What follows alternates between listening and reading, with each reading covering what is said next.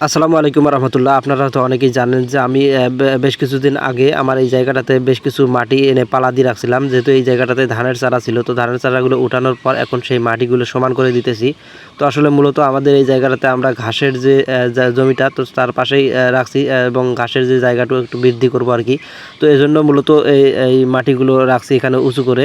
আসলে ঘাসের জমি একটু উঁচু না হলে কেমন হয় আর কি, এই জন্য মাটি দিতেছি সমান করে, মাটি একটু হালকা করে উঁচু করে নেব। আসলে খুব বেশি তো উঁচু হবে না, অল্প মাটি রাখছি।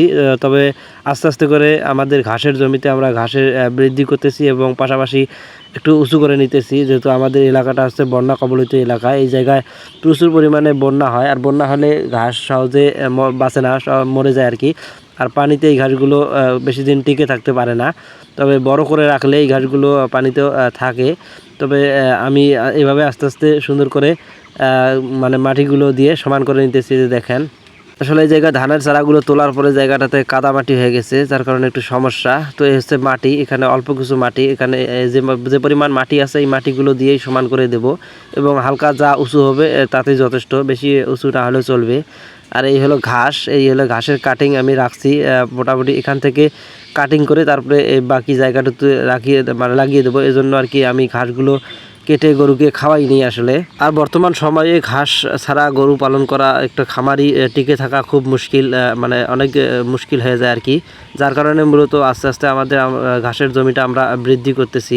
আসলে আমাদের এদিকে বন্যা কবলিত এলাকা না হলে আমি অনেক আগেই আমার ঘাসগুলো, মানে আমার জমি বৃদ্ধি করতাম ঘাসের, কিন্তু আসলে উঁচু জমির প্রয়োজন ঘাসগুলো লাগানোর জন্য।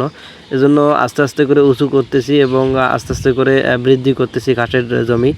তো যাই হোক, এই যে দেখেন মোটামুটি প্রায় মাটি কাটার শেষের পথে এবং সুন্দরভাবে প্লেন করে মাটিগুলো কাটা হয়েছে আর কি। আসলে এভাবে মাটিগুলো কেটে তারপরে এখান থেকে কিছু কাটিং বাছাই করে মানে লাগিয়ে দেবো আর কি। যেহেতু ঘাস এখনও কাটা হয় নাই, তো তারপরে এগুলো যখন মাটিটা সমান করা হয়ে যাবে, তারপরে আমাদের এই কাটিংগুলো আমরা কেটে তারপরে এখানে লাগিয়ে দেবো ইনশাল্লাহ। সেটাও আপনাদের মাঝে শেয়ার করব।